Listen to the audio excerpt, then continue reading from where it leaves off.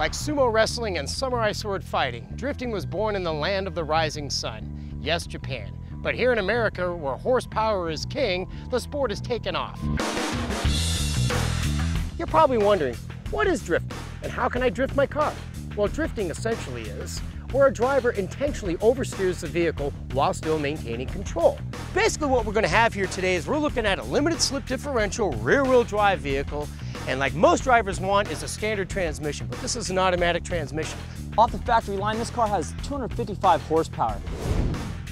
Has a light rear end, so it's set up for drifting. Now, with drifting, you gotta understand traction. It's very important and key component in drifting. Even though we want to lose that traction in the rear end when we're coming around that corner, we need all the traction we can get with these front tires so that I can turn right out of that drift. Now, the other thing is with this 2011, we have problems like computer components. I'm gonna have to trick this system. It's not as easy as pulling an e-brake and sliding a car anymore. I've actually got to do what we call a feint move. I'm gonna transfer the weight of the car from one way to the other in order to break that back end loose. Once I do that, I'm gonna use throttle control to get through that turn and power out of it. But first things first, I've got to turn off this traction control so I can get this car sideways. All right. We're gonna have a little friction in the front and a little less friction in the back. You ready to go? I'm ready. All right. 1, 2, 3, hit it!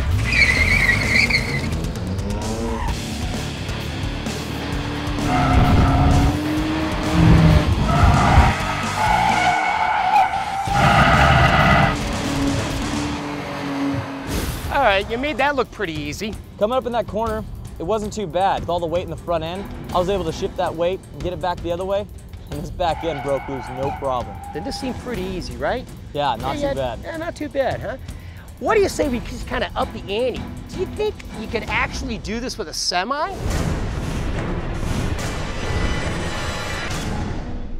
Take a little bit more skill, but as long as I can get that back end loose, we're in drifting heaven.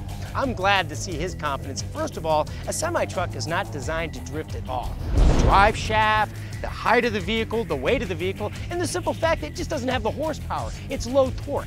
You're never gonna get this thing to drift. We'll see. Let's check this out. The friction on the road is pretty much the key here. That truck is never gonna be able to slide. It's way too top heavy, the drivetrain's way too long, and they're gonna try to float 8 wheels. This is pretty insane if you ask me.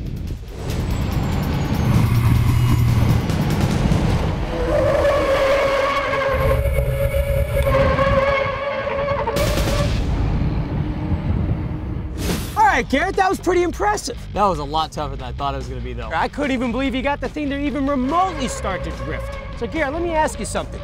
If I just kind of changed the environment a little bit and gave it a wet down, what do you think the truck's gonna do then? I think adding that extra element, let me break this back end loose a little bit easier, it might work. Let's give it a shot, huh? Let's do it. All right.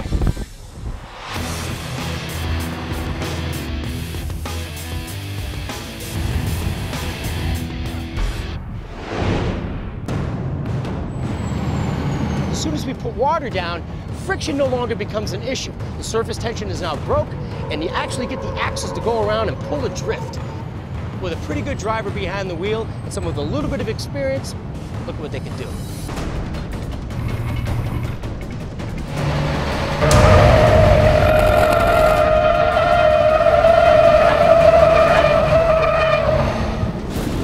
Unbelievable. How about that, Dude, that man? was incredible. Now, how did you do that? Well, thanks to all that water, let me break that traction with 8 tires. Got it a little bit more sideways. We had this big rig drifting, man. That second turn, as I'll tell you, we had money over there with the crew. We didn't think you were gonna pull it out, but you did it. Yeah, I had to try to power through with as much torque as this big truck has to get that front end. It started to plow down, but I was able to get it out there right at the last second. Now, how do the tires feel? The tires are sticking. The front tires, they want to plow down.